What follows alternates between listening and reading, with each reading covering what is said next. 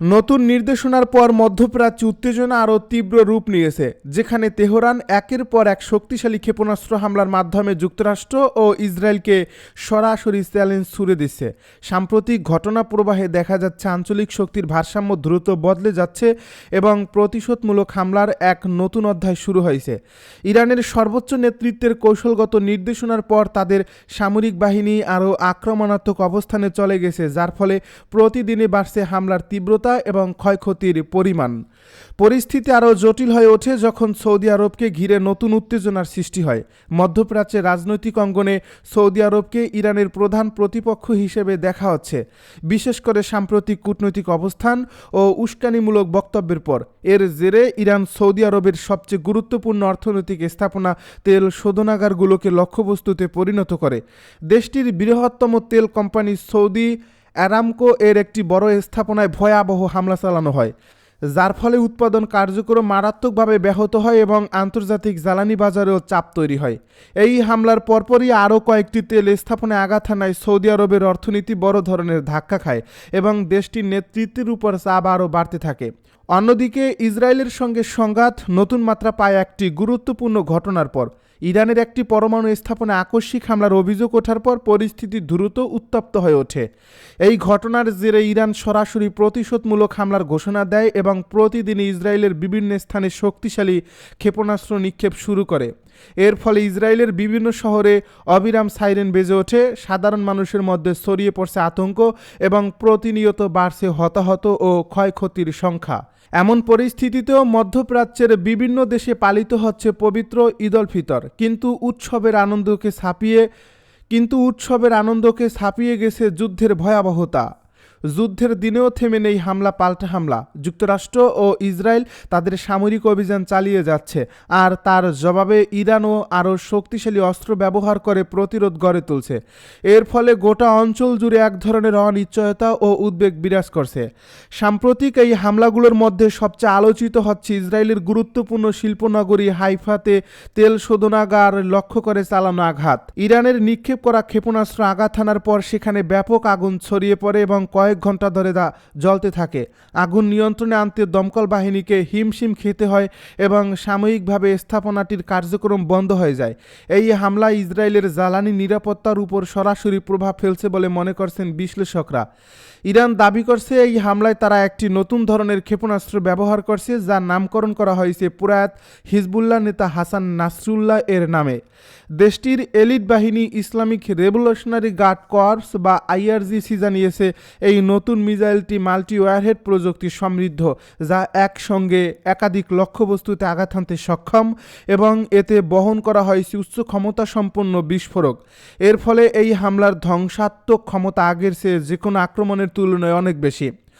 যুদ্ধ শুরু থেকে ইতিমধ্যে কয়েক ডজন দফায় দফায় ইসরায়েলের বিভিন্ন জ্বালানি স্থাপনা ও কৌশলগত অবস্থানকে লক্ষ্য করে ক্ষেপণাস্ত্র নিক্ষেপ করছে ইরান। বিশেষ করে হাইফা ও আজদোদ অঞ্চলের তেল স্থাপনাগুলোকে প্রধান টার্গেট করা হয়েছে। সাম্প্রতিক হামলার একটি দৃশ্য সিসিটিভি ভিডিও ফুটেজে ধরা পড়ছে, যেখানে দেখা যায় ক্ষেপণাস্ত্রের আঘাত হানার সঙ্গে সঙ্গে বিস্ফোরণ ঘটে এবং মুহূর্তের মধ্যে আগুন ছড়িয়ে পড়ে চারদিকে। এই ভিডিও ফুটেজ সামাজিক মাধ্যমে ছড়িয়ে পড়ার পর বিশ্বজুড়ে উদ্বেগ আরও বেড়ে যায়। এছাড়াও ইসরায়েলের রাজধানী তেল আবিব এবং ঐতিহাসিক শহর জেরুজালেম সহ উত্তর ও দক্ষিণাঞ্চলেও হামলা চালানো হয়েছে। প্রতিটি হামলার পরই জরুরি সাইরেন বেজে উঠছে এবং সাধারণ মানুষকে নিরাপদ আশ্রয়ে সরে যাওয়ার নির্দেশ দেওয়া হচ্ছে। এর ফলে দেশটির নাগরিক জীবন প্রায় অচল হয়ে পড়ছে এবং অর্থনৈতিক কর্মকাণ্ডেও নেতিবাচক প্রভাব পড়ছে। বিশ্লেষকেরা বলছেন এই সংঘাত নতুন কোনো ঘটনা নয়। অতীতেও ইরান ও ইসরায়েলের মধ্যে উত্তেজনা দেখা গেছে এবং গত বছরও একই ধরনের সংঘর্ষে হাইফার তেল শোধনাগারকে লক্ষ্য করে হামলা চালানো হয়েছিল। তবে বর্তমান পরিস্থিতি আগের যে কোনো সময়ের তুলনায় অনেক বেশি বিপজ্জনক, কারণ এতে সরাসরি জড়িয়ে পড়ছে আঞ্চলিক ও বৈশ্বিক শক্তিগুলো। সব মিলিয়ে মধ্যপ্রাচ্যের বর্তমান পরিস্থিতি অত্যন্ত উদ্বেগজনক এবং অনিশ্চিত। একদিকে সামরিক শক্তির প্রদর্শন, অন্যদিকে প্রতিশোধের রাজনীতি। এই দুইয়ের সংঘাতে পুরো অঞ্চল একটি বড় যুদ্ধের দিকে এগিয়ে যাচ্ছে বলে আশঙ্কা করা হচ্ছে। আন্তর্জাতিক মহল দ্রুত কূটনৈতিক সমাধানের আহ্বান জানালেও এখন পর্যন্ত কোনো পক্ষই পিছু হটার ইঙ্গিত দেয়নি। এর ফলে সামনে কি ঘটতে যাচ্ছে তা নিয়ে বিশ্বজুড়ে তৈরি হয়েছে গভীর উদ্বেগ ও উৎকণ্ঠা। মধ্যপ্রাচ্য ছাপিয়ে ভারত মহাসাগরে ব্রিটিশ মার্কিন ঘাঁটিতে ইরানের ব্যাপক ক্ষেপণাস্ত্র হামলা। দিয়াগো গার্সিয়ায় অবস্থিত যুক্তরাষ্ট্র ও যুক্তরাজ্যের যৌথ সামরিক ঘাঁটিতে ইরান অন্তত দুটি মধ্যম পাল্লার ব্যালিস্টিক ক্ষেপণাস্ত্র ছুড়ছে বলে এক প্রতিবেদনে জানিয়েছে দ্য ওয়াল স্ট্রিট জার্নাল।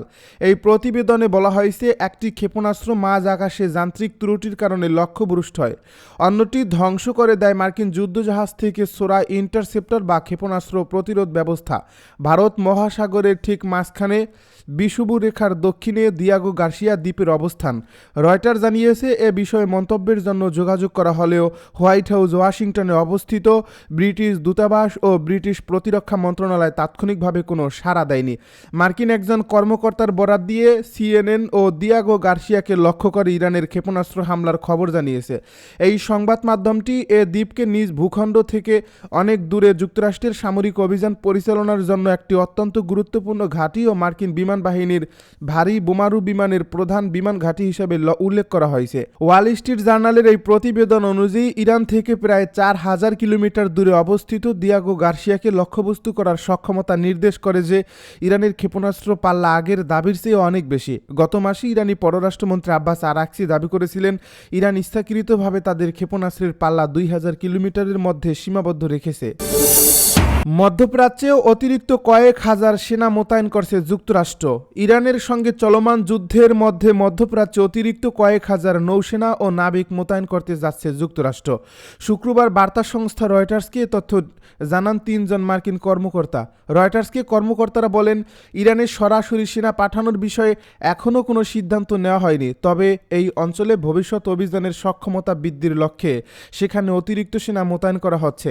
এমন এক সময়ে এই খবরটি প্রকাশ এলো যখন মার্কিন প্রেসিডেন্ট ডোনাল্ড ট্রাম্প প্রশাসন মধ্যপ্রাচ্যে তাদের অভিযান জোরদার করতে হাজার হাজার সেনা মোতায়েনের কথা ভাবছে। তবে ট্রাম্প গত বৃহস্পতিবার সাংবাদিকদেরকে বলেন, আমি কোথাও কোনো সেনা পাঠাচ্ছি না, তবে আমি যা তা করিও সাংবাদিকদেরকে বলবো না। নাম প্রকাশ না করার শর্তে সূত্রগুলো জানিয়েছে, অতিরিক্ত এই সেনাদের সুনির্দিষ্ট ভূমিকা কী হবে তা এখনো স্পষ্ট নয়। একজন কর্মকর্তা জানিয়েছেন, এই সেনারা পুনর্নির্ধারিত সময়ের প্রায় 3 সপ্তাহ আগেই যুক্তরাষ্ট্রের পশ্চিম উপকূল থেকে রওনা হয়েছেন। হোয়াইট হাউস ও পেন্টাগন এ বিষয়ে তাৎক্ষণিকভাবে মন্তব্য করেনি। এই অতিরিক্ত মোতায়েন মধ্যপ্রাচ্যে বর্তমানে থাকা 50,000 মার্কিন সেনার সঙ্গে যুক্ত হবে। এর ফলে এ অঞ্চলে মেরিন এক্সপিডিশনারি ইউনিটের সংখ্যা দাঁড়াবে 2টি। সাধারণত প্রতিটি ইউনিটে 2500 মেরিন সেনা থাকেন, যা জাহাজ থেকে বিমান হামলা চালানো বা স্থলভাগে মোতায়েনের মতো কাজে পারদর্শী। সূত্রগুলো আরও জানিয়েছিল, ইরানের বিরুদ্ধে গত 28 ফেব্রুয়ারি শুরু হওয়া যুদ্ধের পরবর্তী পদক্ষেপের জন্য মার্কিন সামরিক বাহিনী প্রস্তুতি নিচ্ছে। রয়টার্সের আগের এই প্রতিবেদন অনুযায়ী সেই বিকল্পগুলোর মধ্যে ইরানের উপকূলে মার্কিন বাহিনী মোতায়েনের কথা রয়েছে, যাতে করে হরমুজ প্রণালীতে জাহাজ চলাচল স্বাভাবিক রাখা যায়। এছাড়া ইরানের খারক দ্বীপেও সেনা পাঠানোর কথা বিবেচনা করছে ট্রাম্প প্রশাসন। পারস্য উপসাগরের এই দ্বীপ থেকে ইরানের মোট রপ্তানি তেলের 90% প্রক্রিয়াজাত করা হয়। ইরানের সেনা পাঠানো ট্রাম্পের জন্য সীমিত সময়ের জন্য হলেও বড় রাজনৈতিক ঝুঁকি তৈরি করতে পারে, কারণ ইরানের বিরুদ্ধে চলমান যুদ্ধে মার্কিন জনগণের সমর্থন খুবই কম। দ্বিতীয় মেয়াদে নির্বাচিত হওয়ার আগে নির্বাচনী প্রচারণায় ট্রাম্প প্রতিশ্রুতি দিয়েছিলেন তিনি যুক্তরাষ্ট্রকে মধ্যপ্রাচ্যের নতুন কোনো সংঘাতে জড়াবেন না। মার্কিন বাহিনীকে ব্রিটিশ ঘাঁটি ব্যবহারের অনুমতি দিল যুক্তরাজ্য। শুক্রবার যুক্তরাজ্য ইরানের বিরুদ্ধে হামলায় মার্কিন বাহিনীকে ব্রিটিশ সামরিক ঘাঁটি ব্যবহারের অনুমতি দিয়েছে। হরমুজ প্রণালীতে জাহাজে আঘাত করছে যেসব ইরানি মিসাইল স্থাপনা, সেগুলো ধ্বংসে এই অনুমতি দেওয়া হয়েছে। ডাউনিং স্ট্রিটের বিবৃতিতে বলা হয়েছে, তারা নিশ্চিত করেছেন যে অঞ্চলের যৌথ আত্মরক্ষায় মার্কিন বাহিনীর ব্রিটিশ ঘাঁটি ব্যবহারের চুক্তিতে হরমুজ প্রণালীতে জাহাজে হামলায় ব্যবহৃত মিসাইল স্থাপনা ও সক্ষমতা ধ্বংসে মার্কিন প্রতিরক্ষামূলক অভিযানও অন্তর্ভুক্ত। এই বিবৃতিতে জরুরি উত্তেজনা হ্রাস ও যুদ্ধের দ্রুত সমাধানের আহ্বানও জানানো হয়েছে। ইরানের পররাষ্ট্রমন্ত্রী আব্বাস আরাকচি এক্সে লিখেছেন, স্টারমার ইরানের বিরুদ্ধে আগ্রাসনে ব্রিটিশ ঘাঁটি ব্যবহার করতে দিয়ে ব্রিটিশ জীবন বিপদে ফেলছেন। তিনি যোগ করছেন, ইরান আত্মরক্ষার অধিকার প্রয়োগ করবে। স্টারমার এই সপ্তাহের শুরুতে বলেছিলেন, ব্রিটেন ইরান যুদ্ধে টেনে নেওয়া হবে না। শুরুতে ইরানে হামলায় ব্রিটিশ ঘাঁটি ব্যবহারে মার্কিন অনুরোধ প্রত্যাখ্যান করেছিলেন তিনি বলেছিলেন, যে কোনো সামরিক পদক্ষেপ আইনসম্মত কিনা তা নিশ্চিত হতে হবে। কিন্তু ইরান মধ্যপ্রাচ্যে ব্রিটিশ মিত্রদের উপর হামলা চালানোর পর স্টারমার অবস্থান পরিবর্তন করেন। তিনি RAF, ফেয়ারফোর্ট এবং ভারত মহাসাগরে মার্কিন ব্রিটিশ যৌথ ঘাঁটি ডিয়েগো গার্সিয়া ব্যবহারের অনুমতি দেন। ডোনাল্ড ট্রাম্প সংঘাত শুরু থেকেই স্টারমার্কে বারবার আক্রমণ করেছিলেন। সোমবার তিনি বলেছিলেন কিছু দেশ তাকে ভীষণভাবে হতাশ করছে। এরপর ব্রিটেনের কথা বিশেষভাবে বলেন এবং বলেন ব্রিটেনকে একসময় রোলস রয়েসের মিত্র মনে করা হতো। ব্রিটেনের জনমত জরিপে যুদ্ধ নিয়ে ব্যাপক সংশয় দেখা যাচ্ছে।